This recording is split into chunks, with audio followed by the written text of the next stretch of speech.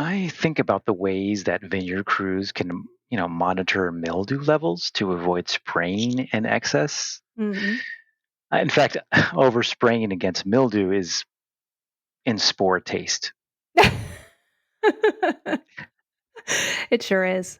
And I was just thinking to myself, some unsustainable methods have much room for improvement.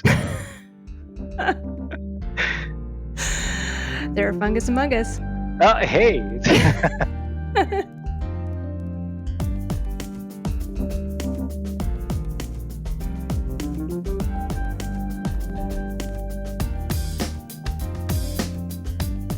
Hello and welcome to The Foretop. It's a roundtable discussion of today's hot button topics in the wine and food world. I am your host, Catherine Cole, joined by co-host Martin Reyes, MW.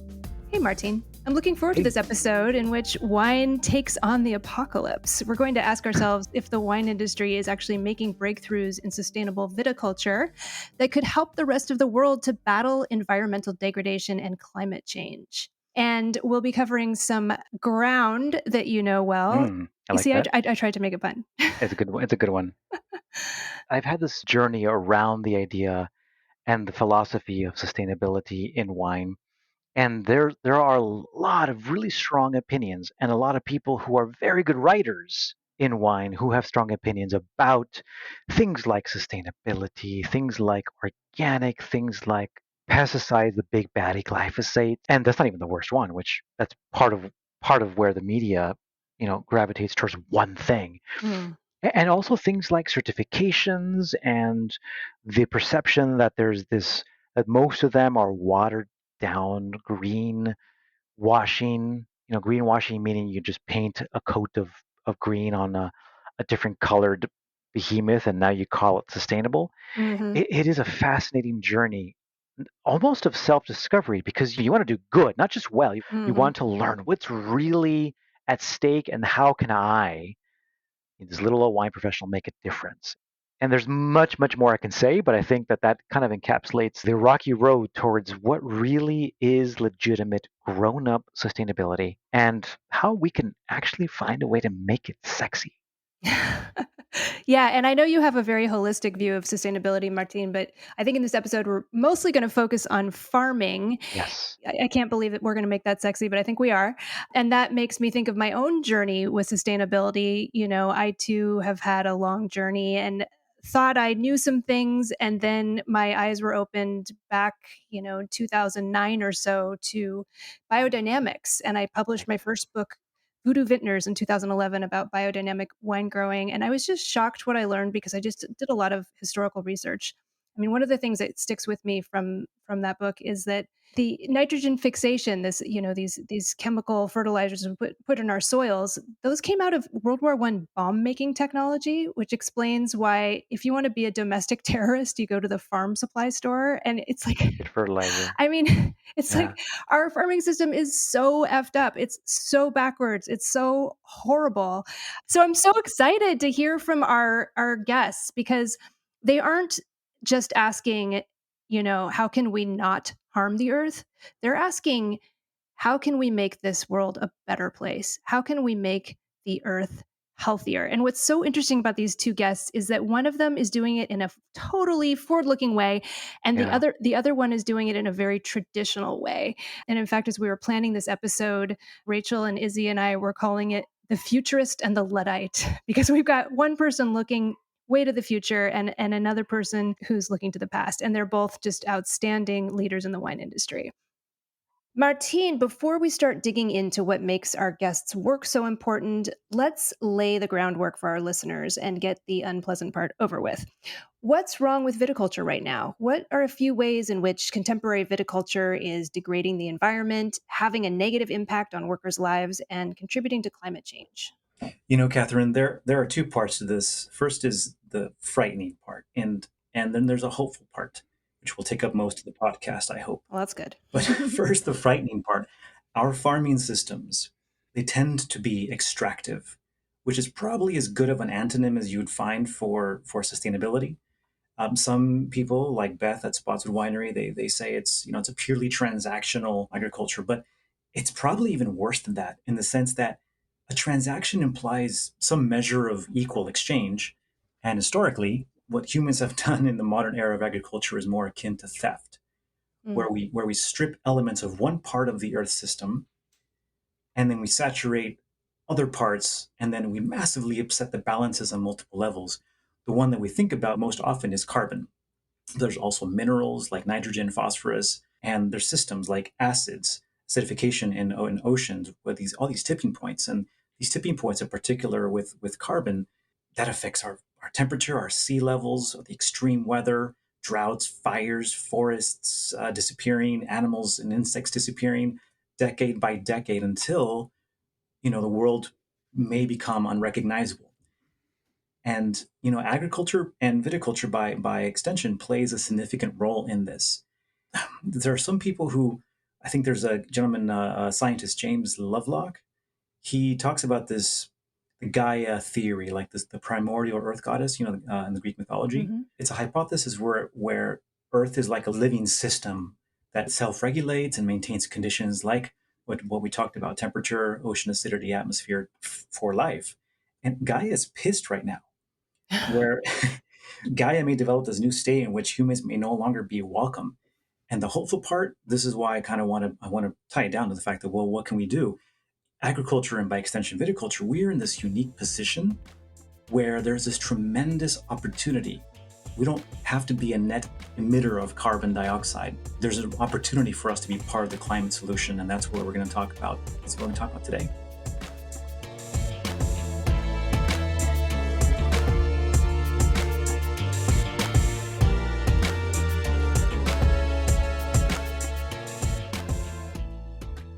I am so excited to sit down at our virtual foretop and discuss these issues with our guests. And one of our guests today will be Carlo Mondavi. He is the Chief Farming Officer at Monarch Tractor and the vintner at Rayen Winery. Yes, and then we have Raj Parr. He's a farmer and winemaker. He runs Felland Farm, Evening Land Vineyards, Sandy, and Domaine de la Côte. Well, I'd love to hear from our guests, Raj and Carlo. What are some things that agriculture is doing wrong right now? What are some things that you feel like really need to be turned around and quickly?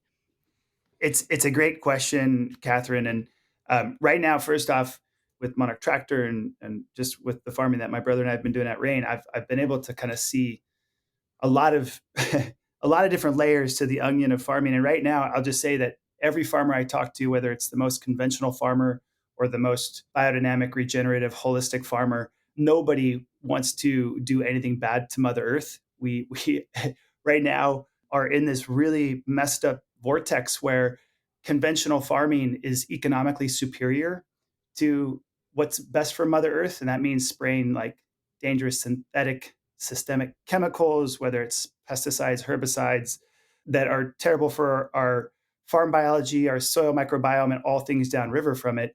And so we're in this really messed up situation where the economics are stacked against farmers, and then for us like Raj and myself who farm in I think really a beautiful, elegant way. I really stress permaculture and biodynamics and regenerative agriculture. I'm 18 and a half acres. We're tiny. We don't really make a huge difference when you look at the hundreds of thousands of acres that are being farmed. But the scary thing is the notion that, there's a lot of argument around this, but the notion that clean farming, organic and beyond farming practices, because you're using these organic contact sprays, you're having to drive your tractor perhaps more, and by driving your tractor more, you might be burning more diesel, and so you're emitting a greater carbon footprint. And we're in, as a planet, a state of emergency, right? Where Mhm. we can't argue over protecting our soil microbiome and farm biology or protecting the climate. We have to fight for both. We have to get rid of our carbon footprint with agriculture, and we have to get away from these dangerous chemicals that are hurting our planet's biology. And so right now it's stacked against farmers, right? The odds are not good, but that's why I think through innovation, and that's why I actually got involved with, well, first with the Monarch Challenge, but then the solution Monarch Tractor, is that I feel that like we're in a very dark place right now, perhaps in the darkest place as humanity right now. And so we have to innovate and move quickly to get away from dangerous chemicals, get away from fossil fuel, all of that. I'm really, pleased that there are paths away from that. And that's one of the things that we've been working on at Monarch Tractor, getting away from the carbon footprint that's associated with agriculture by being all electric and being able to, migrate away from fossil fuel and farming and into renewable farming. And then by being autonomous, being able to get rid of the economic divide that separates clean farming from conventional farming. So we have to basically treat both of these with the utmost care and the utmost importance, because a healthy soil microbiome and healthy soils help sequester carbon. Dead soils don't. So conventional farming kills the soils, and driving your tractor more, burning more diesel puts out more CO2. That's also not a good option. We have to protect both, right? We have to get rid of the fossil fuel, and we have to protect our soils. So right now, to say it, like, if I look back from before when we launched Monarch Tractor, I feel like the odds are very stacked against farmers. And now I think there's a really optimistic moment in time where we've got a lot of really exciting things that are going to make farming super, super fun and exciting for everybody, not just for people that grew up on a farm, but for people to migrate away from the office buildings and into the farms again. Well, that is good to hear. And I love that you mentioned economic viability. We had on episode 98 guest Sandra Taylor. Her definition of sustainability is that a business has to be economically sustainable as well as sustainable in every other way. And that's just so important that it makes economic sense for everyone. Raj, I'd love to hear from you. What in your view are some of the biggest challenges we are facing as a planet due to the way we farm? The one I'll add is soil versus dirt. And right now, if you're farming conventionally, especially if you're putting herbicides in your soil, you are basically making your soil dirt. You're killing Mm. everything alive in your soil. So anything is growing in those soils have no plant has no they can't take the nutrients because, for example, I mean, I'm sure we've all eaten an apple and say, "What the hell is this? It tastes like nothing." Or if you have any fruit or vegetable, it sometimes tastes like nothing, and that's because it looks like the fruit or the vegetable and it tastes like nothing because it's only a physical form. It's not nutritious, it's not tasty. Versus if you have something which is grown in either organic or in any plus plus, because even also sometimes say organic is not enough because organic is just the basic to start with, and it does have economic weight, and it's not always possible, but there are ways you can change that. So the soil versus dirt thing is very important because people just think, oh yeah, I have great soil, but have you tested your soil? Have you seen what your bacterial fungal ratio is?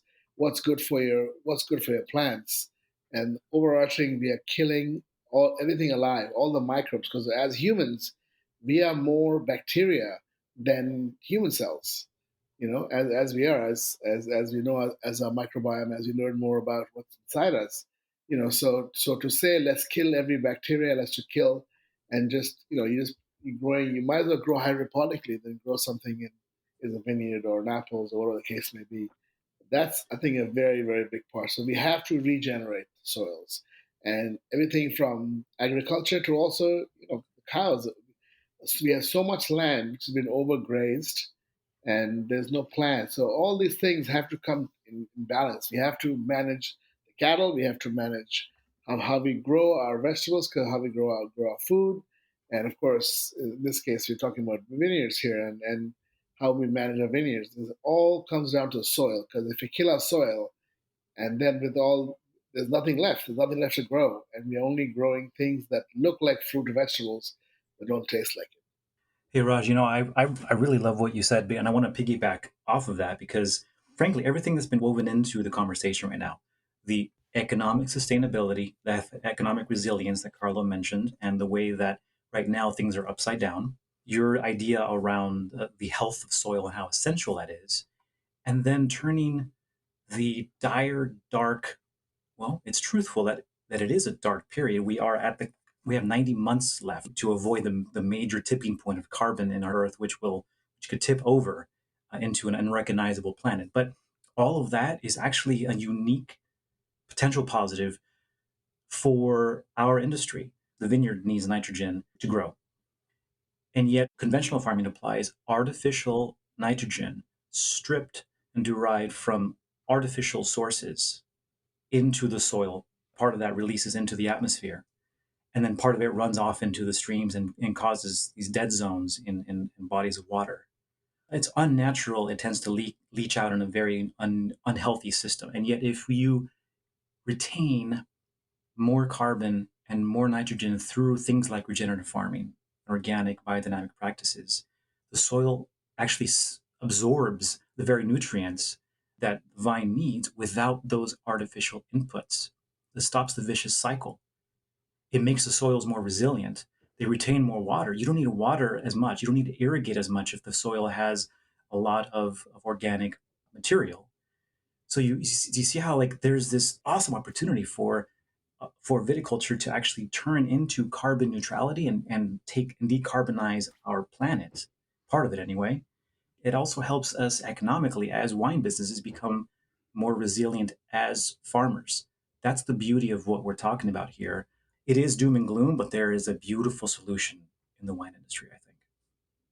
Yeah, I totally agree, and I think that Martine, what you said, you nailed it. And Raj was talking, even with cattle, and like all agricultural systems right now, if you look in like first world countries, it's like a quarter of the carbon footprint, and outside of like third world countries, it's like 35% of the carbon footprint. It's pretty immense, and I think that just comes from poor training and poor like education. And when you think about where our education has come from in agriculture, when I graduated high school, I remember a bunch of my friends got thrown basically the keys to their family's tractor, and their family said, "Okay, get to work." And so their education didn't really go much beyond that. And so in would walk the PhD from Monsanto or a chemical company, and their education came from this place of industry, this capitalistic view on how you should farm, and if we can get you more of these treatments, then it benefits our company. And sure, the very short sight, yeah, you don't have to use under the vine implements, or you don't have, it makes ease and incomes better returns immediately with less inputs. But the really sad thing about this is that it's killing our soils, and this comes from whether it's cattle or vineyards or any of this, and it stems back to whether it's through regenerative biodynamics, permaculture. I'm a permaculturalist first. I think that the goal in farming is to create a permanent culture where you have so much biodiversity, not one bad thing or good thing can really thrive. So, you have gophers, and sure, gophers aren't great when they're abundant, but you have bobcats and coyotes and foxes and mountain lions and raptors and all sorts of other things that kind of push them away. When you think about cattle as well, the idea of a cattle in a stall just eating grain that's been trucked in somewhere with a carbon footprint on the food that it's eating, that's not sustainable. If you look at the whole entire ability for there to be kind of this regenerative permaculture, polyculture kind of holistic look at the farm, all of a sudden, almost all of them, including dairy and cattle and all that, the carbon footprint can become net positive. And so it's not about just vineyards, it's about the whole entire educational system, about how we've learned to farm. And unfortunately, since the Green Revolution, post World War II, all of our education has come from the chemical industry. And when you look at all of the symposiums at different agricultural expos, the agricultural symposiums that are educating these farmers are with PhDs that are, being backed by the chemical industry. And so there's a pivot happening right now, which is really exciting, where things like Monarch Tractor are being able to kind of hopefully take in some of that scientific, and through being able to be a profit center, being able to actually help educate and teach about other paths like regenerative and biodynamic and organic farming practices that are better for the soils and will be certainly better for us economically. Gaia is pissed, right? She is pissed. And Carlo, we risk talking in a bubble to ourselves, to our trade, and to our industry, and it may be maybe the right thing to do, sustainability, resilience. But to the average consumer, it's I've been struggling with this for a few years now. How to make it desirable and appealing beyond the quality of the wine and the scores and the winemaking sexiness, whatever. How do we make sustainability sexy? And I think part of the answer is technology. When I read about the Monarch tractor, the smart tractor, I was like, wow, hey, I'd want one. It's beautiful. So tell us briefly about the Monarch tractor. How did it come about? Thanks, Martin. It's been an incredible and exciting journey, and Raj has been there since day one with the Monarch Yeah, Challenge. right. It began really as a movement to create awareness for farms, just to basically say, hey, did you know that herbicides are linked to all these health impacts, which are incredibly sad, but also for the unspoken, the colony collapse with the bees, the monarch butterflies, the collapse since the introduction of Roundup in 74, the monarch population has declined by 99.9%. I mean, they're on the brink of extinction right now, and they're an indicator species. And as an indicator species, they really indicate the overall health of the biodiversity of that ecosystem. And so right now, all of that is on the collapse. So the Monarch Challenge was a movement to go out and talk about this and create awareness, simply to talk with friends, because all of our friends don't want to hurt Mother Nature. And so the problem was that the Monarch Challenge was going to fail. I started this in 2016, and by 2017, I was like, "There's no way this can succeed." The economic divide was too great. Even if it's just think of this: if it's 3 cents more per bottle to farm without herbicides, call it $500 an acre. That's like $25 million for a place like Napa Valley to go away from just herbicides. Forget neonicotinoids and all the synthetics. I'm 18 and a half acres. Rain is 18 and a half acres. We farm at a crazy level, but I can do that all day long. It doesn't make any impact. There's individual farms that have a greater amount of vineyard land than all of Napa Valley, than all of Sonoma. And so they report to shareholders. And unfortunately, $25 million, just they won't be able to get that budget approved with their shareholders. And because of that, the Monarch Challenge was going to fail. And then the really depressing part was that some of these larger farms that were quite sophisticated would say, well, you think what you're doing is better for the planet by using these less powerful, like non-synthetic organic contact sprays and no herbicides and all that stuff. By doing this really beautiful farming, you're driving your tractor more. And so you're burning more diesel. So there's this greater carbon footprint. So there was a carbon footprint divide and there was an economic divide. And for those two reasons, the Monarch Challenge was going to fail. And then the kind of epiphany aha moment was actually, I don't know if you guys have driven the new Teslas, but you can pop these Teslas in autonomy mode at like 80 miles per hour and they change lanes and it's ridiculous. And so this idea of, well, if you can drive an electric car at 80 miles per hour, have it change lanes, you can certainly drive an electric tractor down a vineyard row at 2 and 3 miles per hour and have it do the work, right? And then you get rid of the carbon footprint and you get rid of the economic divide, because I can be doing other jobs, or I can elevate my tractor drivers to fleet managers. Tractors are also very dangerous pieces of equipment. So Yeah, it's true. and this allows for us basically to get rid of that kind of danger. Like, I don't like putting on hazmat suits, and even organic contact sprays, you have to, wear a hazmat suit. And so anyways, it allows for us to elevate the teams, protect our teams, and then bridge the economic divide that's associated with clean farming and the carbon footprint divide. And so the really sexy thing about this, Martine and Catherine, is that with this tractor, we're going to be able to make organic farming the new conventional. And then the bridge into like what Raj does with regenerative or permaculture or biodynamics that Dante and I do, it's right there within the realm. So we can start to see, instead of 18 and a half acres at Rain and at Phelan Farms with Raj's farms, we start to see a whole state like California all the way up to Oregon and Washington being able to be organic and getting rid of these synthetics and neonicotinoids that are hurting so much of our planet's biodiversity. And then we get to see big farms create soil, not dirt, like Raj was saying. That's the genesis of it. That was the beginning of it. Little insider baseball: neonicotinoids are harmful to bees and other insects, for those listening. I was just thinking, we've mentioned this a few times during this conversation, but I think that the general public doesn't realize how important this breakthrough is in terms of, just like you were saying, just the number of times a tractor goes up and down a vine row or in any kind of farm, the number of times a tractor makes that journey. You're burning fossil fuels, you're putting inputs into the soil. I love this. I love this idea. But wait a second, how much does one of these tractors cost? Oh, so the tractors are 58,000 for the 2x4 and 68,000 for the 4x4. The economics was just something we had to make it. Mark, who's one of the founders of Monarch, was basically like, if I can make a Tesla at $53,000 with all the leather interior and all the cool fixings, I can definitely make a tractor. And so this is like the tractors I'm replacing with Monarch right now cost like $20,000 more than the Monarch. So Oh, wow. it's not more expensive. It's actually less expensive. Good. It better be because we used a tractor once last year to put actually not last year in 2020 to seed. And the last year we used no tractor. I've been spraying just with the Kubota. So I'm waiting for the Monarch tractor because that's going to solve a lot of problems. Also, I've been spraying open without any, just been no mask. I never We don't use anything we need a mask for. So no hazmat, nothing, because it's just been totally open, and I can't wait for it to come and show up in Cambria.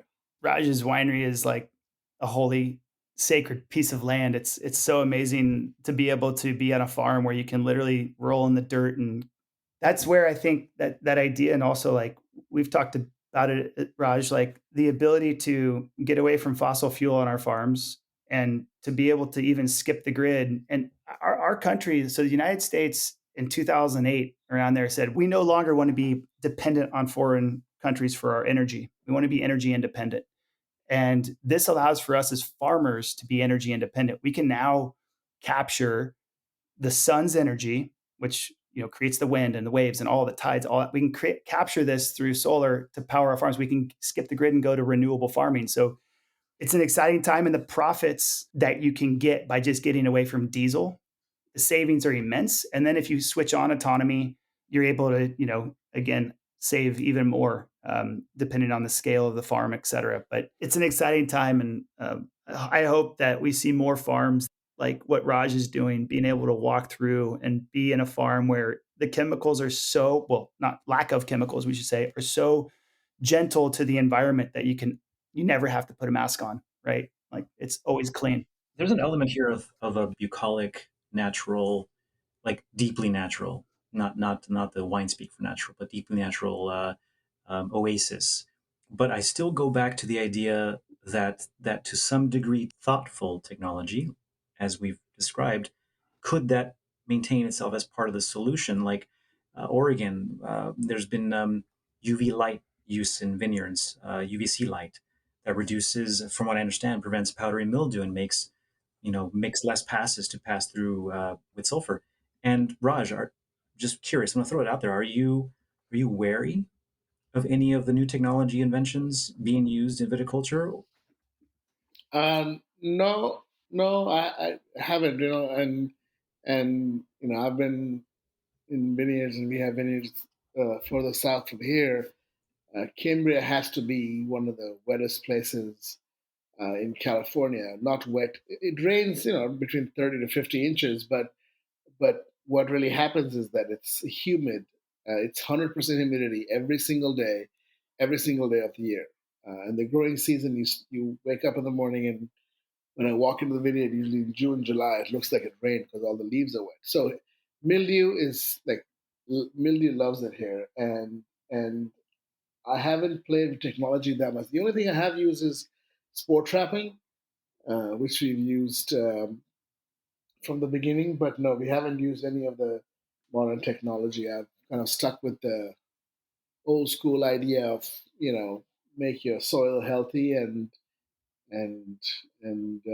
live with what you have, live with the media you get. And I'm sure there's some technology would definitely help, but for me, is to mimic nature, is to walk the line with nature, to dance with nature. So not to go in and cure something before it comes.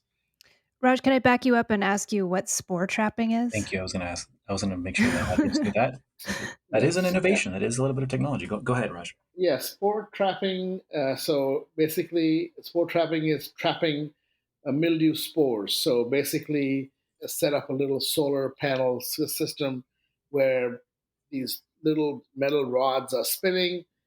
Send that into the lab, and then they test if they have any mildew spores on them. And you can do that once a week, once a month, and then you can know the mildew spore count, and so you can be reactive. So there are some people who use this and they don't spray anything in the vineyard until mildew arrives. Hmm. Yeah, and spore trapping can be like just the most amazing thing, because in areas where, again, that chemical agent came in and said, hey, you have to spray this every 2 weeks, if you're able to see that you don't have the presence of, powdery mildew, downy mildew, whatever, any of the mildews that you want to stay away from, if you don't have those spores present in your vineyard, you don't have to spray anything. And so this is a huge technology breakthrough from just a mildew pressure suppression standpoint. In Napa, for example, where it doesn't have the mildew pressure that Raj and I have, we're closer to the coast. But at Napa, there's areas where you don't have to spray at all year. It's crazy. And so this is kind of unveiled that for some of these farms, and it's pretty cool. We are so lucky this season to be sponsored by Lytle Barnett, which is a brand I am personally a huge fan of. It's a collaboration between Oregon-born Andy Lytle, friend of the pod, and Anthony Beck of Graham Beck, the South African sparkling wine house. And hey, as long as I'm dropping names here, Lytle Barnett is featured in the first 2 episodes of the James Beard Award nominated series Sparklers on Somm TV. So check it out, guys. So Lytle Barnett grows outstanding Pinot Noir and Chardonnay and some Pinot Meunier even in the Yola-Amity Hills of the Willamette Valley. And of course, those are the grapes that are the building blocks for Champagne. And we are going to, Rachel and I are sitting here tasting these delicious wines, and we were just saying, we could be fooled. We could taste these wines blind and we would believe they were from Champagne. They're just absolutely delicious. So let's see what we have here. We've got the 2016 Brut Rosé. Yum is the first thing I have to say. I'm definitely tasting the Pinot Noir in this wine. I'm getting a little dried raspberry leaf, but also some fresh raspberry notes, some juicy fresh apple, and I'm going to hand the mic to Rachel, who is the real wine genius in this group. Rachel, what do you think? I get like kind of strawberries and rose hips on here, so like almost a floral thing, but so delicious. I think this wine could be equally at home on a sunny patio or with a full meal. It's a beautiful, very pale rosé color. Well, listeners, you've got to try these wines. They are total knockouts. Go to lytlebarnett.com to learn more about these wines. That's lytle-barnett.com. That's Lytle Barnett, sparkling wines from the Willamette Valley. Check them out. Thank you so much, Lytle Barnett, for sponsoring the Foretop. We love you guys. I am so delighted that Aubaine Winery is sponsoring this episode of The Foretop. It is just so easy to record these sponsor segments when I absolutely love the wines that we get to taste. I'm so excited because we get to taste some delicious Pinot Noir today, made by Aubaine's winemaker, the one and only Isabelle Meunier, who is, I would say, probably one of Oregon's top winemakers, probably in the top 3. She's really, really talented. Her resume includes stints at Domaine de la Bougerie in Burgundy, Felton Road in New Zealand, and working alongside Dominique Lafont here at Evening Land in Oregon. Isabelle's winemaking style is absolutely superb, and she knows the Yola-Amity Hills appellation of the Willamette Valley. She practices old world winemaking in the cellar with wild yeast fermentations, and I cannot wait to taste these 2 Aubaine Pinot Noirs we have here. These are both from the 2019 vintage, which is a vintage I really love for its restraint and balance. So what do we have here, Rachel? We have the Pinot Noir, and then we also have the Joie, which is their reserve Pinot Noir. Let's taste the Pinot here. I am getting some refreshing bitter notes on this wine and some earthy notes, counterbalanced by tart raspberry, subtle tannins, and outstanding acidity. Rachel, what did you think of the Aubaine Pinot Noir we have here? I think this is a wine that is an absolute pleasure to drink. I get red currant, definitely some spice from that Pinot Noir, like allspice maybe, and then like you were saying, that like beautiful red raspberry there. Yeah, this is a really delicious wine. Well, let's move on to the Joie. This is Joie, if you're looking it up. This is the Reserve Pinot Noir. Again, this is a single vineyard wine from the Anahata Vineyard in the Yola-Amity Hills, and I'm definitely tasting that Yola-Amity Hills, that vibrancy, that electricity. I'm getting, I call it like a bee sting feeling at the finish. This wine has just got that electricity of the Yola-Amity Hills. It's a little rounder and spicier. Only 198 cases were produced of this very, very unique and rare Pinot Noir. Rachel, what do you think of the Joie Pinot Noir from Aubaine? Yeah, like you're saying, I get a little bit more intensity from this wine, but in a really, really phenomenal way. It's a little bit darker fruit, more kind of like, to me, huckleberry, but with some earthiness there. All in all, it's super elegant, delicious to drink. These are just outstanding Pinot Noirs from the Willamette Valley's Yola-Amity Hills. We are just so lucky to be able to taste these during our sponsor breaks. Thank you so much, Aubaine, for sponsoring the Four Top. We really appreciate you supporting us. Listeners, you've got to go learn more about these delicious wines. Go to aubainewine.com, that's AUBAINE wine.com, and learn more about Aubaine's delicious Yola-Amity Hills, Pinot Noirs, and Chardonnays. Well, I want to take a step back for our listeners. We've heard a few descriptions of what regenerative agriculture is, but I think some of our listeners might be still thinking, well, I know organic, I'm starting to understand biodynamic, but what exactly sets regenerative agriculture apart? Some of our listeners may have read Michael Pollan's Omnivore's Dilemma. Some of our listeners might be familiar with The One Straw Revolution by Masanobu Fukuoka. If you aren't, I would definitely recommend checking those books out. But Raj, what is your kind of like elevator pitch for regenerative agriculture? It's literally as the word is, regenerate. So you basically work with Mother Nature and regenerate. So it's like simple things like you're building, your organic matter, so that, and you're conserving carbon. So you don't. One of the pillars is tillage. So in regenerative farming, you don't till, or minimum tillage. No to minimum tillage. You work with cover crops. There's a lot of kind of science behind it because you actually study the soil. The big difference between biodynamic and regenerative: biodynamic has certain things you follow, certain things you understand, certain things are just a little bit more spiritual. In regenerative, it's all very, very real. So it's a lot of microscope work. You work with the soil, you work with compost. You really kind of are connected with the soil. Of course, it is organic, so there's no synthetic inputs, and it really is, something that you really build your soil. And then one of the most important things about regenerative is the incorporation of animals. And that is something which is you can be biodynamic and not have a single animal in your vineyard. You can buy your compost, you can buy your manure, you can buy everything. That's the big difference. And kind of when I started Feed and Farm, that was the big step. It's like, am I going down the biodynamic route, or am I going down a route that is more sustainable for where I am? And you're also returning to this kind of historic model that we as wine lovers kind of think about.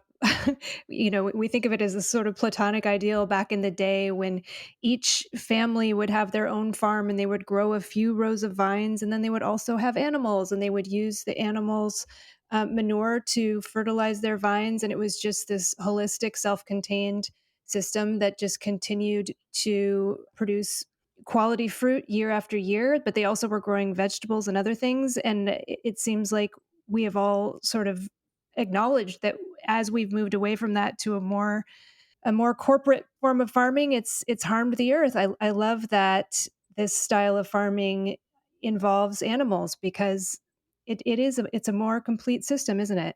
Yeah, totally. And it's something very connected, I mean, anyone who does regenerative farming has to be there.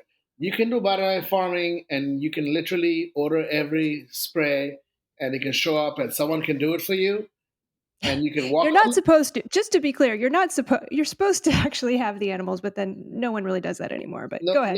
but if you look, I mean, again, I'm nothing against biodynamic. I follow lunar calendar and all the good stuff. The reality is, okay, regenerative is first of all way cheaper to do regenerative farming than you have to buy nothing. You basically buy seeds. You need to have animals incorporated, and yes, you have to learn about animals, but it's something you can be really connected with. I mean, really, you cannot call it in. You have to watch things carefully because also you have the social welfare of the people who work with you. That's one of the pillars of the certification, and also animals. You got to treat your animals with care. In my case, all my animals are working animals. I don't you know sell them, or I don't eat them and that kind of stuff. But whoever starts this has to be into it. Can't It's something you can't call it. Agriculture has been transactional. It's broken. We're messing with the cycles and the systems of the earth in fundamentally artificial ways. And they may be initially short term, transactionally cheaper. They're long term, their cost is astronomical, and it threatens really our culture, our stability. And things like regenerative agriculture, when you think about it, is the way things used to be. Organic was the way things used to be. We didn't have these artificial inputs, whether they're herbicides, pesticides, or fertilizers. It all came through the land that we would farm, we would nurture, we would cultivate, and it was a relationship that we had. If that goes through the whole system, when we incorporate human ingenuity around the thoughtful technologies like the Monarch tractor, like the UV light potentially, like other things, incorporating them into the elements that Raj just championed right now, that is what gives me hope. That carbon and nitrogen and phosphorus that are needed by the soil come through it through regenerative, through authentic, through natural ways. And that's the beauty of what's possible here. I think that retains its sexiness, its appeal to people who drink wine. And Catherine said it the best. I still find this fascinating. This quote she said that wine is a gateway drug to environmentalism. I pay him to say that. No. That's a really good statement, because I mean the thing is, it's pretty amazing, and Carlo can jump in, and you guys also probably know the same facts, because there's so many amazing wines out there, chateaus and domains and whatever call them, which charge real money for wine, real money, and have still not gone down the organic path, which blows my mind.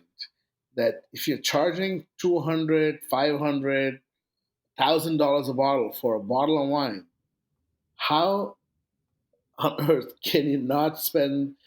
I mean, organic farming is slightly expensive. It's not going to regenerative in the long run will pay off 10 times over, guaranteed. Because there's nothing you don't add you don't buy anything. I mean, you might have to buy a compost tea brewer, or biodynamic. You might need to buy a dynamizer, but you're not buying stuff. So that blows my mind. And since wine is consumed at a high level, the consumer has a choice. Okay, you know what? If I'm not seeing the right farming, I'm not going to drink the wine. Now that is a choice everyone has for food and for wine. But really, at the high end, why isn't the top producers of the world, why have they not accepted, and the consumer can make the choice?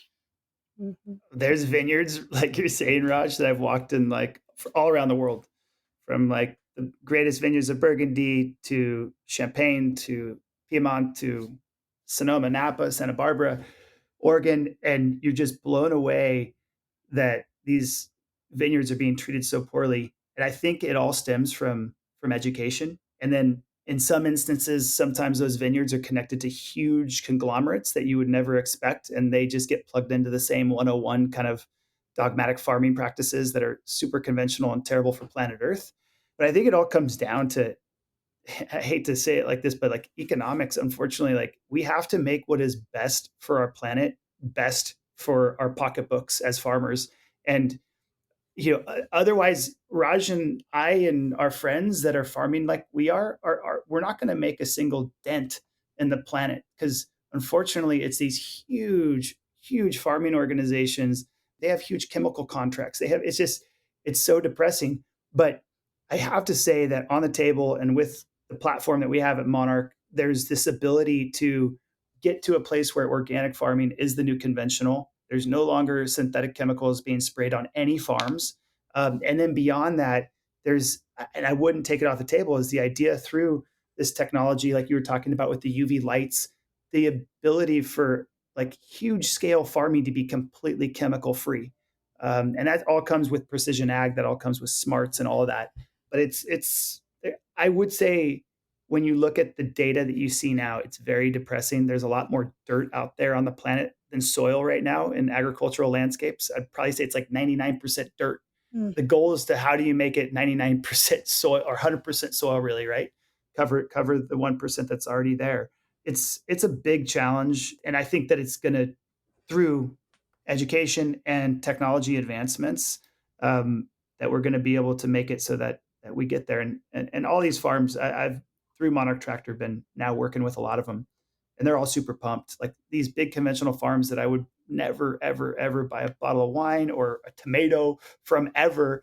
And now I'm saying, wait, okay, like they're open to this perspective. Nobody wants to do what's bad for Mother Earth, to Mother Earth. They want to do good. So it's just about us scaling up and developing this technology and getting it out there. And so that's our biggest challenge right now.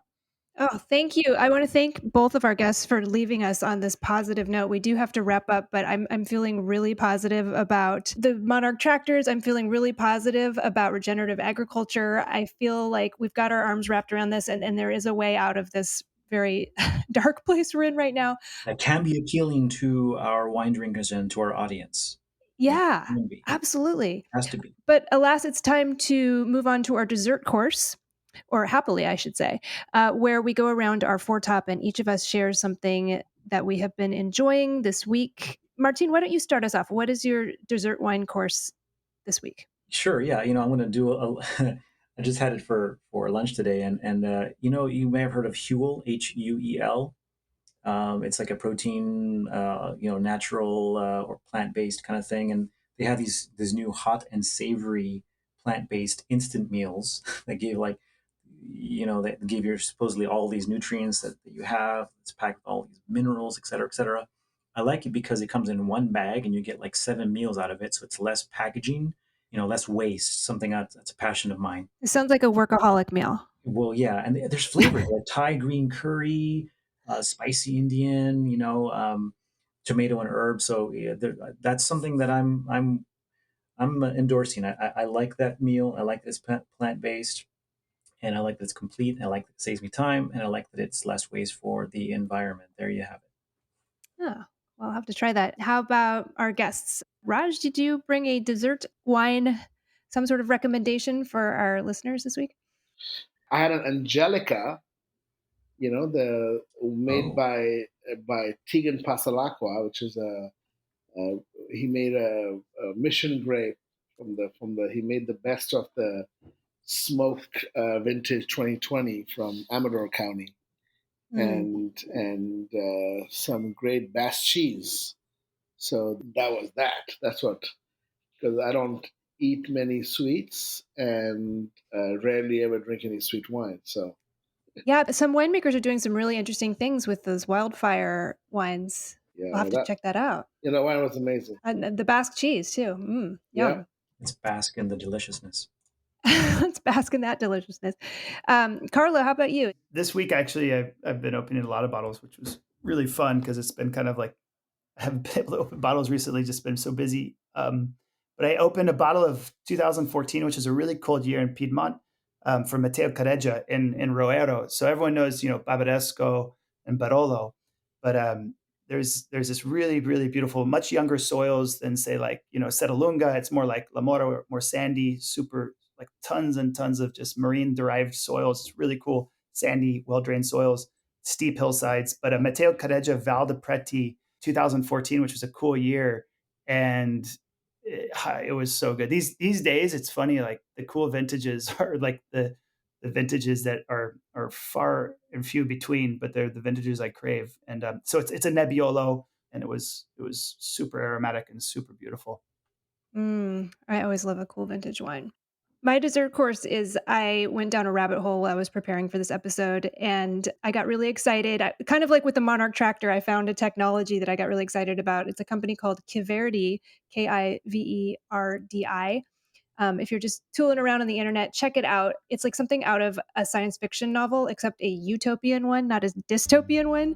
I can't believe it's for real, but they're capturing CO2 from the atmosphere introducing it to microbes, and then turning CO2 into other products, including a fake meat called air protein, fish food for aquaculture called CO2 aquafeed. They have a technology called reverse plastics that uses CO2 to break down plastic waste into biodegradable materials.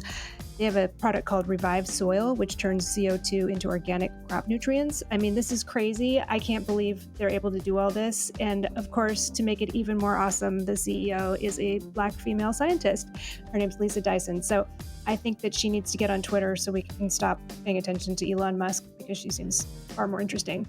But as with Monarch Tractor, I just feel so good to find companies and smart people like both of you, Raj and Carlo, who are doing things to turn the course of this ship and turn us in a more positive direction. So thank you so much for all you do.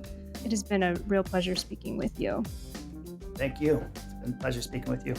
Thank you so much. This has been the Four Top Podcast. Catherine Cole is our executive producer, Izzy Kramer is our senior producer, and I'm Keelan King, sound supervisor. We are also assisted by audio editor, Michelle Richards, our production assistant, Rachel Grossman, creative assistant, Lex Rule, and editorial assistant, Nick Toole. Please visit our website, thefourtop.org, to learn more about us, listen to back episodes, reach out to us on social media, and purchase books written by our amazing panelists. And if you have not already subscribed to The Four Top on iTunes or Spotify, please do so and leave us a rating. Stay safe out there, and thanks for listening.